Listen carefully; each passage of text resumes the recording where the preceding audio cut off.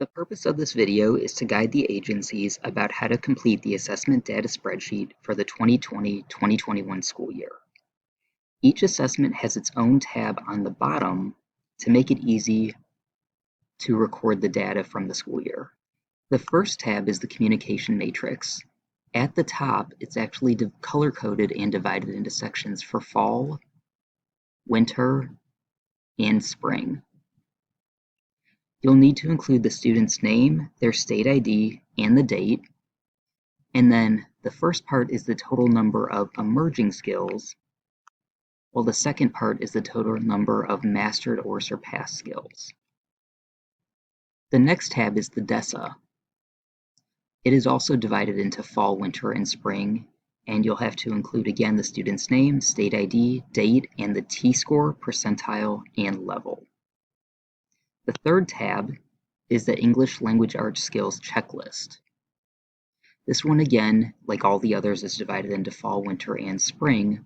However, please note if a level was not completed, just leave it blank.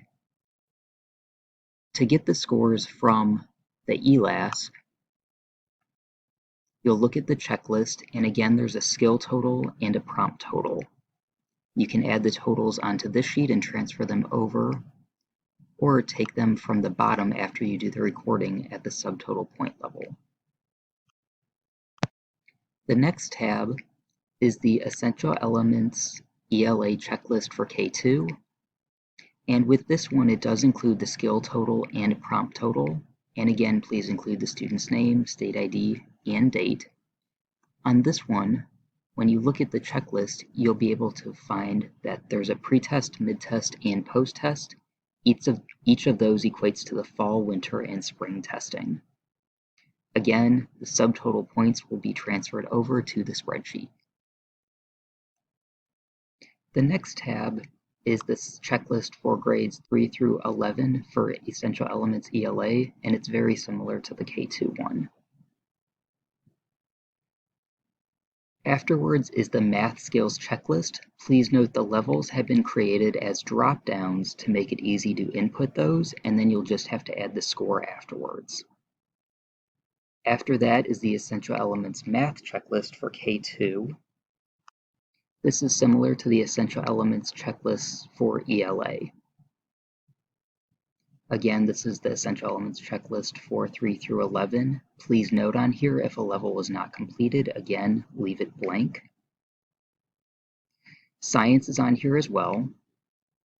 And then with Gentry Spelling, all you will need to do is actually choose the drop-down for the level that the student falls within. Next is Rapid Automatic Naming.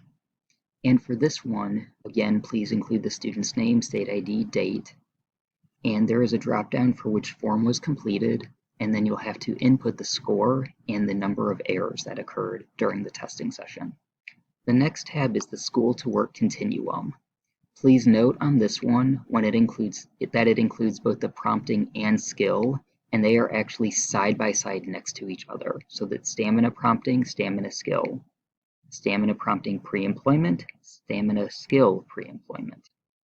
The last two tabs are the writing prompts. One is for K2 and one is for 3rd grade through 12th grade. On these tabs, you'll have to add in the total for the different categories that we have above: ideas, organization, voice, word choice, sentence fluency, conventions, presentation. And it's the same for 3 through 12.